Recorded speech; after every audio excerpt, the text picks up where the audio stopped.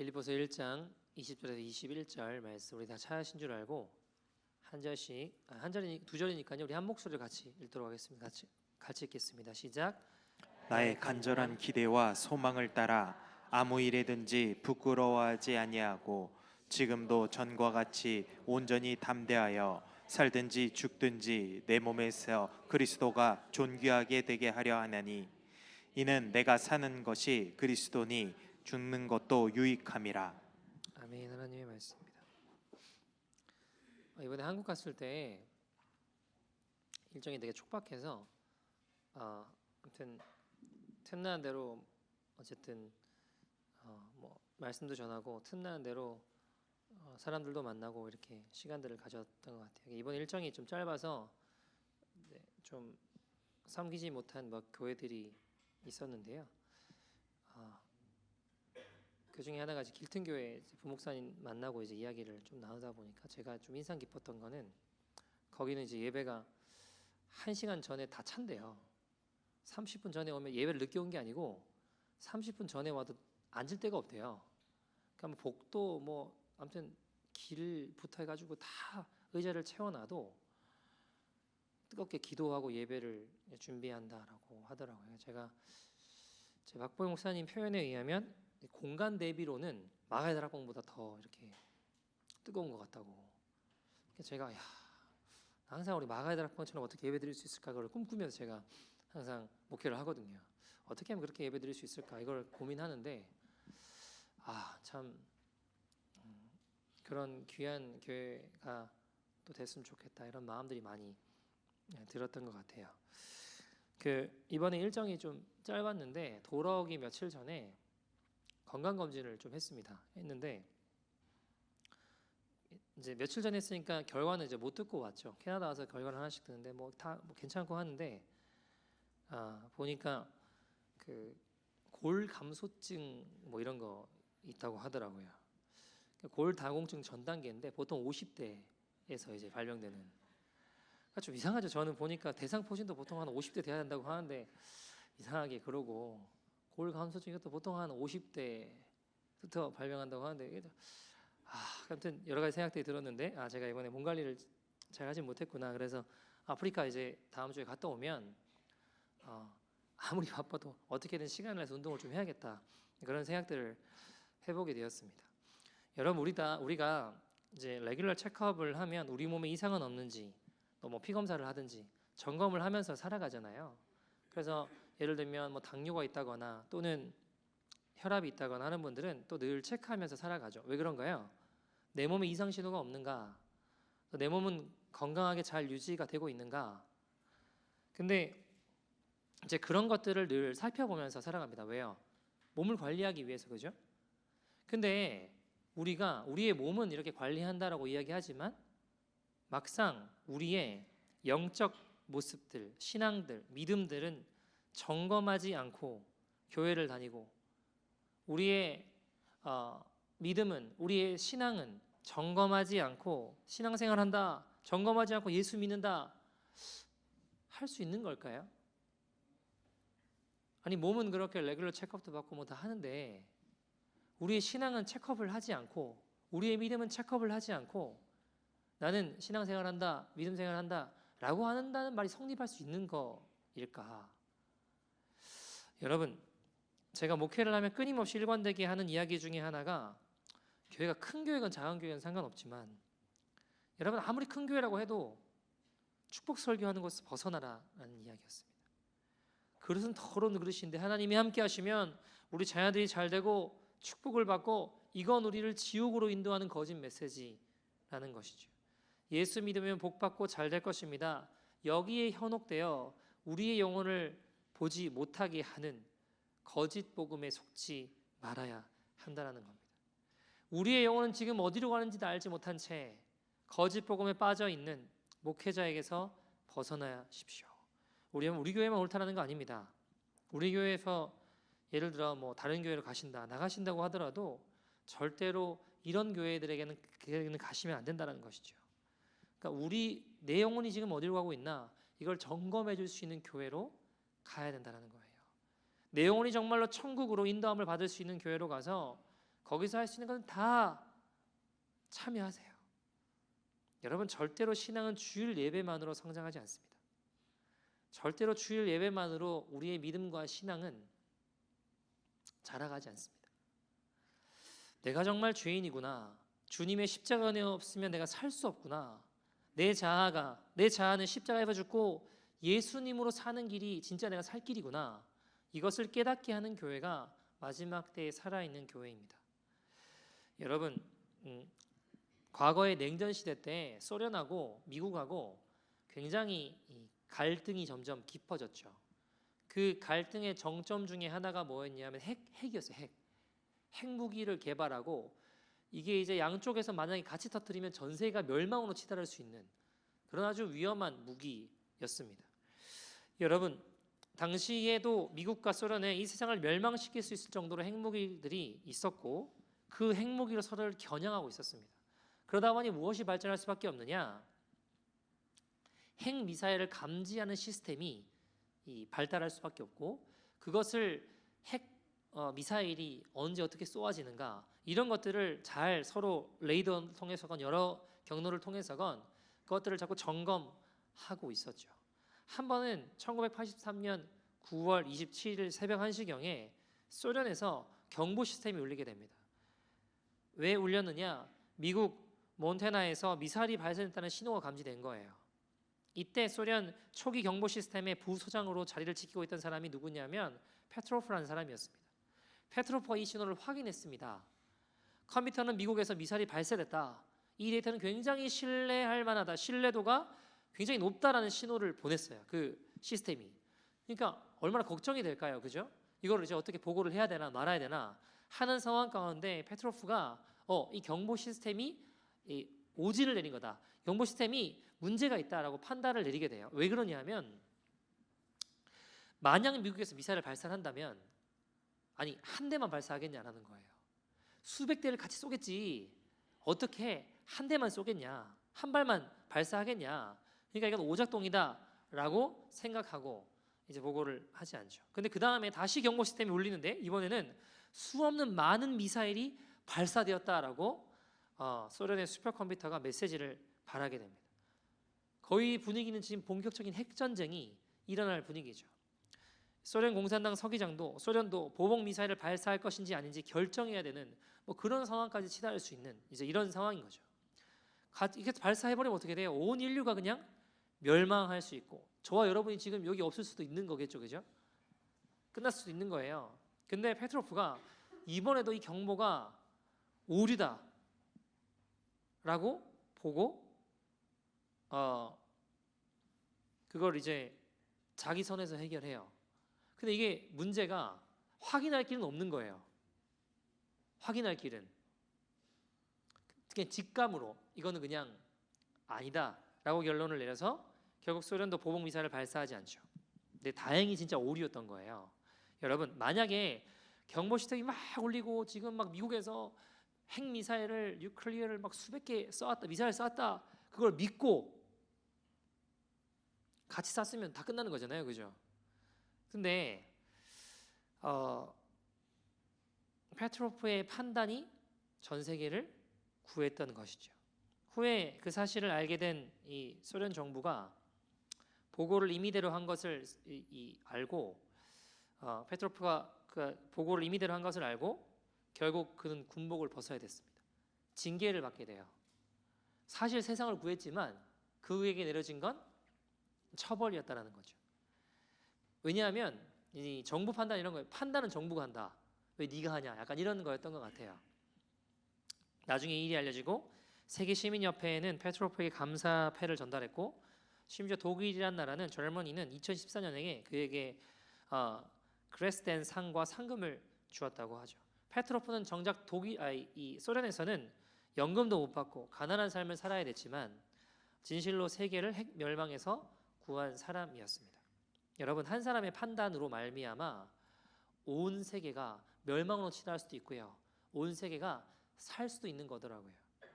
마찬가지인데 여러분, 교회의 목회자의 판단이 그 교회의 영혼들을 멸망의 길로 인도할 수도 있고 살리는 길로 인도할 수도 있다라는 것이죠. 그들을 영생의 길에서 막을 수도 있고 살리는 쪽으로 인도할 수도 있다라는 겁니다.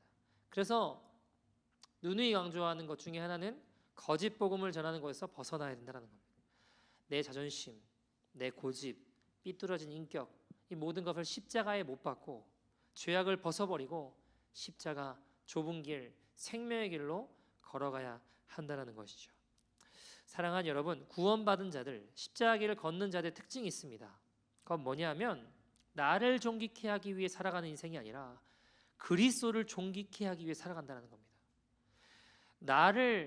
내가 더 돋보이기 위해 살아간 자들이 아니라 나는 쇠할지라도 주님을 흥하게 하기 위해, 주님을 존귀케 하기 위해 살아가는 자들이라는 것입니다. 오늘 본문에 그 이야기를 하고 있죠. 예수 그리스도만 존귀케 하는 인생. 빌립보서 1장 20절 21절 같이 한번 읽어볼까요? 시작. 나의 간절한 기대와 소망을 따라 아무 일에든지 부끄러워하지 아니하고 지금도 전과 같이 온전히 담대하여 살든지 죽든지 내 몸에서 그리스도가 존귀하게 되게 하려 하나니 이는 내게 사는 것이 그리스도니 죽는 것도 유익함이라. 아멘. 아멘. 여러분, 구원받은 자들은 그리스도 예수를 존귀케 하는 인생을 살아갑니다. 예수님을 존귀케 하기 위해 그 인생의 목적을 걸고 살아가게 된다는 것이죠.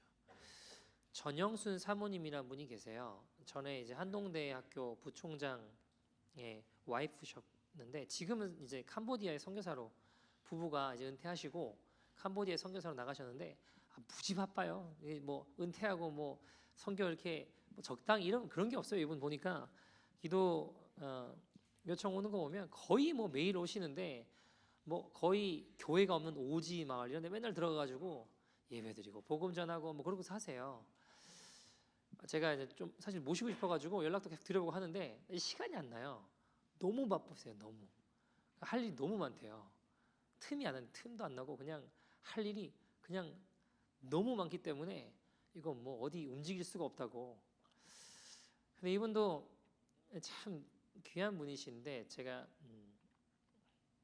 일전에도 한국에서 이제 병원에 전도 가셔서 열심히 2달 동안 열심히 먹이고 돌보고 도와드리고 막 열심히 섬겼어요. 근데 이제 또 전도하러 왔는데 보자마자 얼굴에 대놓고 막 온갖 욕을 다 하는 아주 그냥 입만 열면 욕하는 몸을 가누지도 못하는 분이 막 욕하는 분이 계셨어요. 그래서 아유 금숙 씨 오늘 예배 좀 드립시다 하면 야 그러고 막 소리 지르고 나이도 훨씬 어린 분이셨대요. 그 병원에 누워 계신 분이. 근데 막 욕하고 반말하고 너 맨날 나한테 하나님 믿으면 기도 응답해 준다고 하지 않았냐고. 막 뺨을 막 때리면서 이것도 얼굴이냐고 기도해서 네 얼굴 좀 바꿔달라 하라고 막 뺨을 막 때리더래요. 얼마나 여러분 기분 나빠요. 시험 들 수 있지 않을까요? 자존심 상하잖아요. 저라도 화가 날 것 같아요. 내가 이런 취급 왜 당해야 되나? 자존심 안 상하겠냐고요, 여잔데. 근데 막 이 환자는 신났어요. 계속 때려요. 막 뺨 때리면서 막. 여러분, 근데 전영삼은 선교사님 어떻게 하신지 아세요? 이분이 다 가만히 계시다가 금숙 씨, 참 눈도 좋다고. 내가 못생긴 거 어떻게 잘하냐고. 금숙 씨는 보니까 원래 이뻤겠구만. 다치지 않았으면 참 이쁜 얼굴이라고. 하나님이 금숙 씨 이쁘게 만들어도 좋네. 난 이렇게 못생겨도 교만했는데 어쩔 뻔했냐고. 금숙 씨, 나는 이렇게 만들어신 하나님께 그래서 감사하다고 웃으면서 그러니까 막 뒤에 같이 전도로 온 분이 막 난리가 났어요. 어떻게 해야 되나? 이거 어떻게 해야 되나?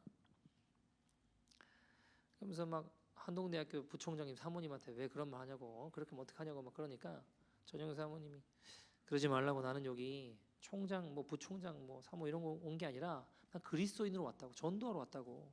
왜 그런 소리를 하냐고. 여러분, 그리스도인은 그리스도만 나타내면 됩니다. 다른 내가 드러나면 주님이 존귀케 될 수가 없는 거예요. 내가 죽어야 주님이 존귀케 되십니다.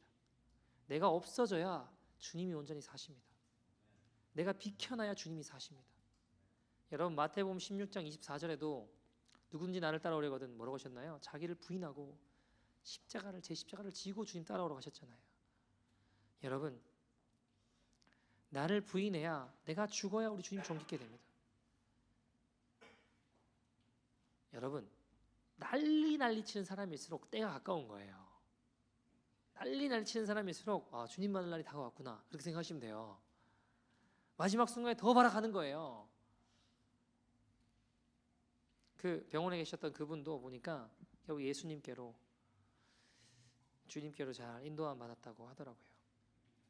근데 이제 전영 사모님이 병원에 전도하고 얼마나 좀 마음이 힘들 수 있잖아요. 괴로울 수도 있고. 그러니까 집에 돌아가는 길에 남편한테 전화가 왔대요. 그 학생들이 두 분 같이 오라고 급하게 전화가 왔대요. 가서 보니까, 알고 보니까 이제 교수님 사모님 감사하다고 학생들이 이렇게 깜짝 파티? 아무튼 깜짝 선물을 이렇게 드리려고 했던 거예요. 근데 들어가니까 야곱의 축복을 막 불러주더래요. 야곱의 축복을. 너는 어떤 시련이 와도 능히 이겨낼 강한 팔이 있어, 전능하신 하나님께서 너와 언제나 함께 하시니, 그러는데 그 차에 나온 자기도 모르게 막 눈물이 막 쏟아지더래요. 내가 얼마나 많은 수모를 당하면서 복음을 전하는지 아무도 모르잖아요. 주님은 아시잖아요.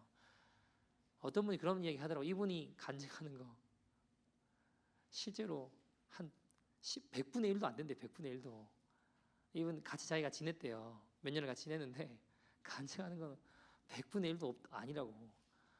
그런 이야기 하더라고요, 보니까. 그러니까 이분이 주님을 따라가면서 많은 수모와 어려움을 겪지만, 그래 주님만 존귀케 하면 된다 하고 걸어가지만 때로는 마음이 힘겨움도 있었는가 봐요. 근데 이런 내 모습을 주님 아시고, 그래 주님만 존귀케 하면 돼 라고 걸어갔던 그 모든 순간들, 주님이 말씀하시는 것 같았대요. 내가 너와 함께해. 주님이 말씀하시는 것 같아서 그렇게 기뻤다고 하더라고요. 여러분, 우리는 인생을 살며 누구를 존귀케 하며 살아가고 있습니까? 나입니까? 주님입니까? 김용희 선교사님 막내 아들이 김성교 선교사라는 친구인데요. 친구가 부산에서 어떤 교회에서 말씀을 이제 전해달라 해가지고 열심히 말씀 전했대요. 하고 말씀 끝나고 나오는데 그 담임 목사님이 이제 막 비난을 막 하더래요. 이 친구가 신학을 안 해서 이 모양이다. 설교를 왜 그렇게 하냐.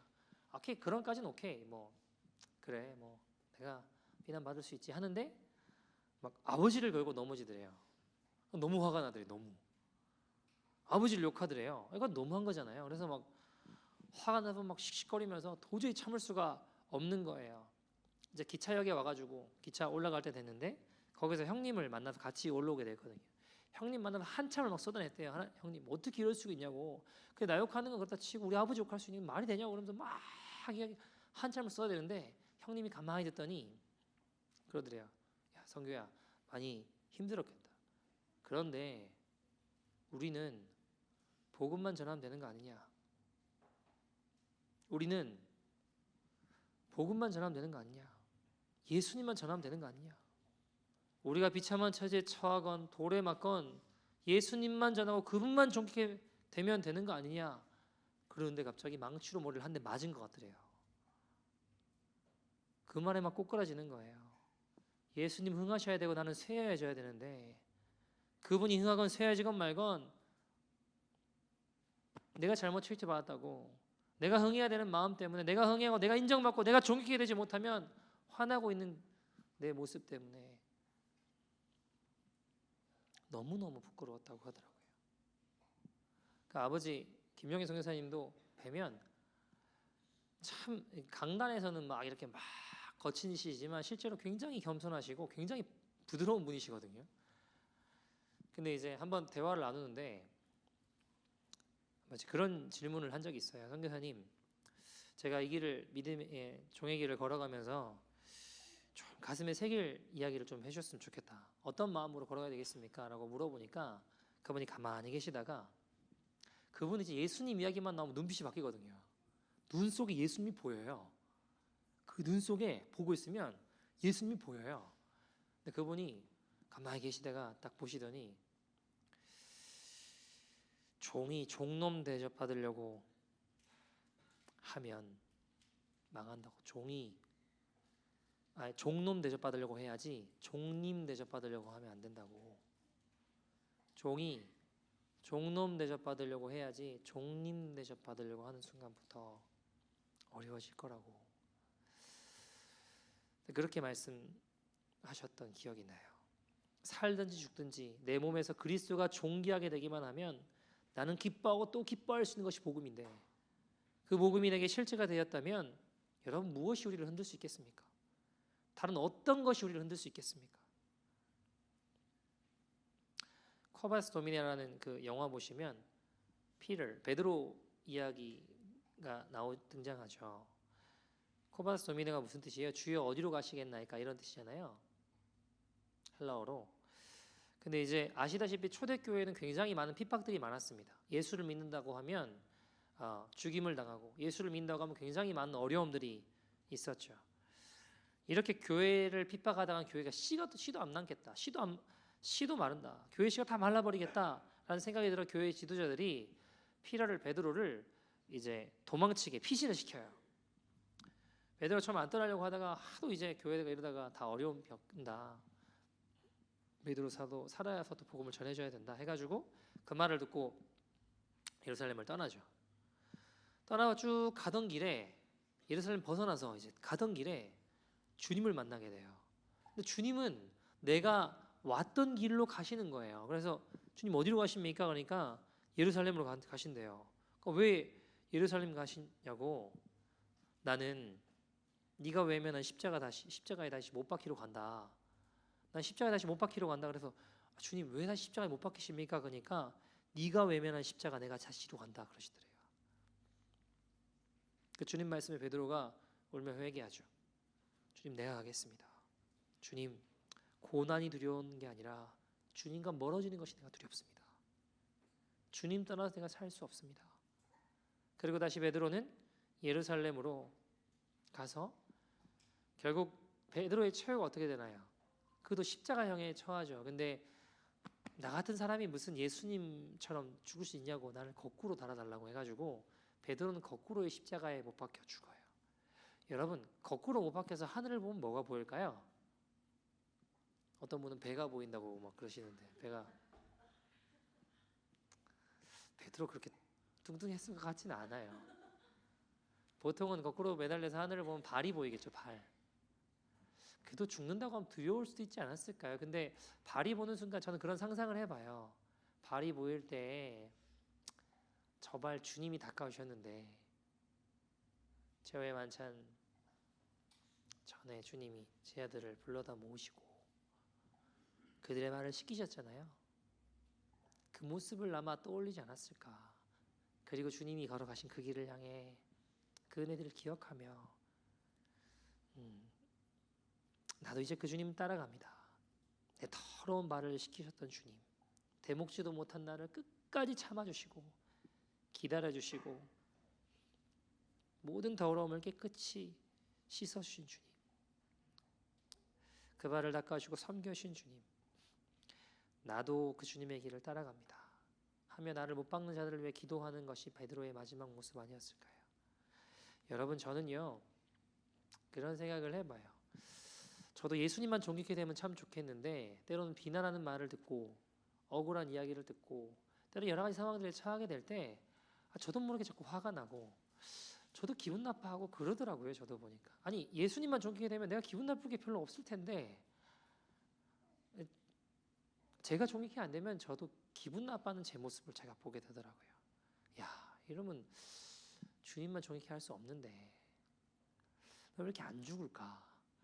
이제 그런 생각을 해보기도 합니다. 여러분, 다윗이 범죄하고 두려웠던 게 뭘까요? 내 왕권 빼앗기는 거? 다윗이 범죄하고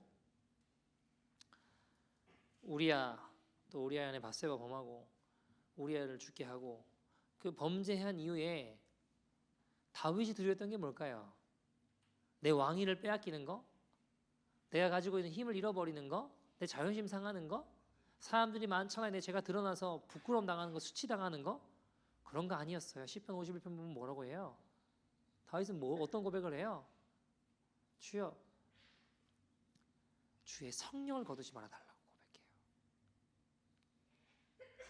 여러분, 왕이 빼앗기는 거, 사람들한테 모욕받는 거, 뭐 병 걸려 죽는 거, 그걸 두려워한 게 아니에요. 모든 것을 다 잃어버려도 괜찮았어요. 그게 두려운 게 아니라 주의 성령을 거두지 말아 주십시오. 그가 두려워했던 건 주님과 멀어지는 거였습니다. 여러분, 다 잃어버려도 됩니다. 그러나 나를 주님 앞에서 멀리하지 마시고 주의 성령을 거두지 말아 주옵소서. 여러분, 저와 여러분의 중심된 고백이 되기를 소원합니다. 베드로가 주여 어디로 가십니까? 그 길이 험해 보이건 무서워 보이건 나는 주님 따라가겠습니다. 주님 없는 곳이 내게 아무리 궁궐이라도 그것은 지옥입니다. 주님과 함께라면 아무리 좁아 터진 힘겨운 길이라도 초막이나 궁궐이나 내 주 예수 함께 계신 곳이 그 어디나 하늘나라이고 천국인 줄 믿습니다. 여러분, 욕먹으면 어떻습니까? 좀 무시당하면 어떠세요? 우리 주님이 욕먹으시고 비참한 처지에 처하시기까지 자처하셨는데 누구를 위해서요? 저를 위해서요. 여러분 위해서요. 우리는 왜 그 길이 싫다고 피해서 되겠습니까? 이상하죠. 우리 주님 따라간다고 하지만 예수 믿는다는 건 주님 따라간다는 거잖아요. 근데 이상하게 주님 걸어가신 길을 따라가는 자들이라고 하는데 왜 영광만 볼까요? 그분은 십자가 길 걸어가셨는데 십자가 길 통과하지 않고 부활의 영광은 없잖아요. 근데 우리는 십자가 길은 피하려고 하죠. 욕먹는 거, 자존심 상하는 거, 침뱉음 당하는 거. 근데 여러분, 주님이 그 길 걸어가셨다면 우리도 그 길 따라가는 자들 아니겠습니까? 내가 왜 그런 취급당해야 돼? 내가 왜 그런 손해봐야 돼? 내가 왜 그런 욕을 먹어야 돼? 내가 왜 그런 트위트를 당해야 돼? 아니요. 우리 주님 당하셨다면 내가 그 주님을 따라가는 자들이라면 아멘, 주님 따라가겠습니다. 주님 가시밭길 가셨는데 나는 박수갈채 좋은 길만 원하고 있다면 어찌 주님을 따르는 자들이라 할 수 있겠습니까? 사랑하는 여러분, 제가 보니까요, 주님 사랑하면 따라갈 수 있습니다. 주님 사랑하면 따라갈 수 있어. 어떻게 가지? 무서워, 두려워. 근데요, 주님 사랑하면 따라가고 싶더라고요. 내 사랑하는 주님 돌 맞으신다면 내가 대신 맞고 싶은 거예요. 내 사랑하는 주님 거절당하고 외면당하시면 내가 대신 당하고 싶은 거예요. 왜요? 내가 사랑하는 주님이시니까. 아니, 그분의 사랑이 내게 더 크니까. 여러분, 그 앞에 펼쳐진 고난이 두려워하는 그것이 두려운 것이 아니라 주님과 멀어지는 것을 두려워할 줄 아는 저와 여러분 되기를 소원합니다. 여러분, 우리 예수님만 존귀케 하는 저와 여러분 되기를 간절히 소원합니다. 우리 함께 찬양하고 기도했으면 좋겠는데요. 여러분, 좋으신 우리 주님은 두려웠던 우리를 홍해로 밀어넣는 분이 아니에요. 우리를 억지로 끌고 와서 막 외로운 성교지에 처박아 놓고 너 고생 좀 해봐라, 그런 하나님 아니세요. 주님은 주님을 사랑하다 미쳐서 누가 말려도 막을 수 없는 사랑으로 뛰쳐나가게 만드시는 분이시지, 주님은 결코 잔인한 군주가 아니며 냉정한 의붓 아버지가 아니십니다. 아들의 생명을 내어시까지 우리를 사랑하신 분이십니다. 여러분, 주님에게서 우리는 허상이 아니라 실제였습니다. 그렇게 하나뿐인 아들의 목숨을 내어실 만큼 우리를 사랑하신다는 그냥 뜬구름잡, 아니 허상이 아니라 실제였어요. 근데 여러분, 우리에게 주님은 혹시 실제가 아니라 허상은 아니십니까? 주님 사랑한다고 고백하지만, 주님 믿는다고 고백하지만 내게 이름뿐인 허상은 아니셨습니까? 아무런 도움도 줄 수 없는 이름뿐인 아버지 아니었습니까? 주님 앞에 오직 주님의 사랑받은 자로 서기를 소원합니다. 여러분, 복음은 저와 여러분에게는 어떤 의미입니까? 전심으로 달려오신 주님을 전심으로 만나게 하여 주옵소서. 생명으로 오신 주님 생명으로 만나게 하여 주옵소서. 살든지 죽든지 그리스도만 존귀케 되는 인생이 되게 하여 주옵소서. 여러분, 우리에겐 주님이 필요합니다. 다른 무엇이 필요한 것이 아니라 예수 그리스도가 필요합니다. 왜냐하면 그분이 전부 되시기 때문입니다. 그분만이 우리의 생명이기 때문입니다.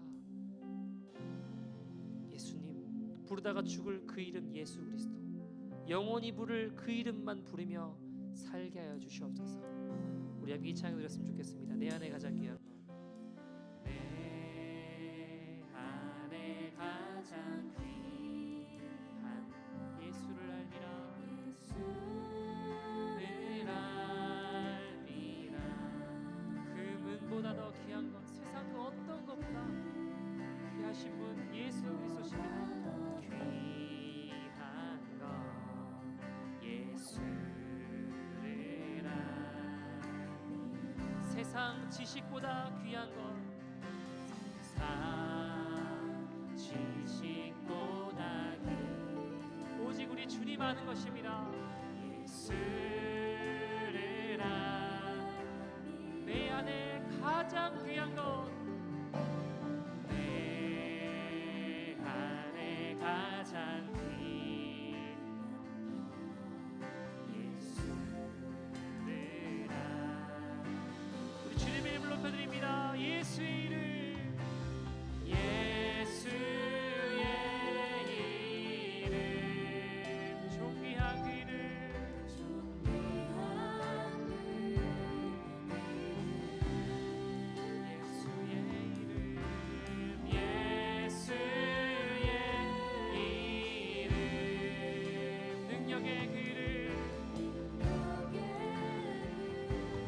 다시 한번 고백합시다. 내 안에 가장 귀한 것 내 안에 가장 귀한 우리 예수님 아는 것입니다. 살든지 죽든지 내 안에서 그리스도만 존귀케 되기를 소원합니다. 금은보다 세상 그 어떤 것보다 귀한 우리 주님 그 주님 아는 것입니다. 세상 지식보다 귀한 것 하나님 나의 삶의 그 주님과 그 어떤 것도 비교할 수 없습니다. 주님만이 나의 전부이시고 주님만이 나의 생명이시며 영원한 사랑과 은혜를 주신 주님을 노래하기를 소원합니다.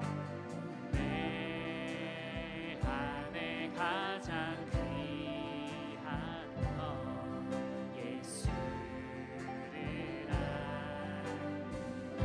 예수의 이름 하나님 이 시간 내가 주 예수의 이름만 높이기를 소원합니다. 존귀한 주님의 이름만 찬양하길 원합니다. 예수님의 이름만 높이기를 소원합니다. 예수의 이름 예수의 이름 능력의 그름 능력의 그 예수의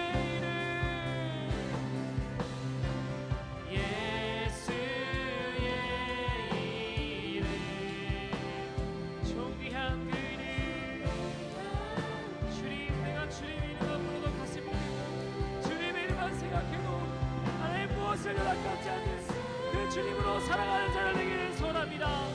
능력의 그 이름 능력의 오직 내 안에 오직 내 속에 그리스도만 사십니다. 오직 내 안에 오직 내 속에 예수 그리스도가 삽니다. 그리스도가 사네 오직 내 삶에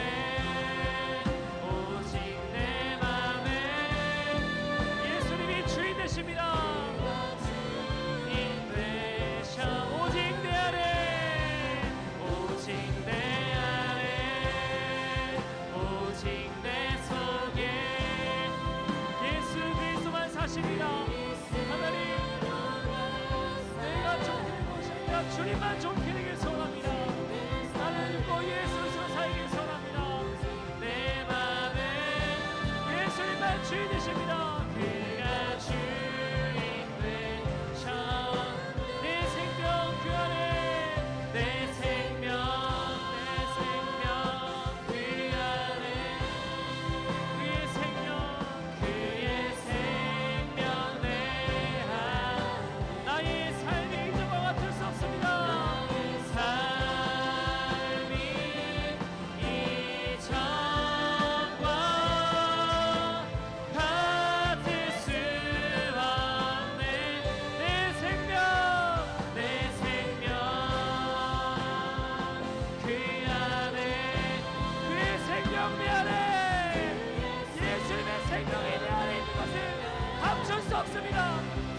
수밖에 없습니다. 하나님 나의 삶이 이제와 어쩔 수 없사오니 주님으로 주님의 생명으로 나를 인도하여 주옵소서. 가질 수 없네. 오직 내 안에 오직 내 안에 오직 내 속에 그리스도가 사네. 그리스도가 사네. 오직 내 맘에 예수님만 주인 되십니다. 그가 주 우리 마지막 전심을 다해 고백합시다. 오직 내 안에 오직 내 안에 오직 내 속에 그리스도 사십니다. 그리스도가 아멘. 오직 내 삶에 내 맘에 예수님만 주인 되십니다. 주님만이 왕이십니다. 주님 내 자존심 내 마음 높아지는 내 모든 교만과 자아는 무너지게 하여 주시고 오직 예수님만 존귀케 하는 믿음의 인생 되게 하여 주시옵소서. 이 시간 우리 주님의 이름 간절히 부르며 통성으로 기도하겠습니다. 주여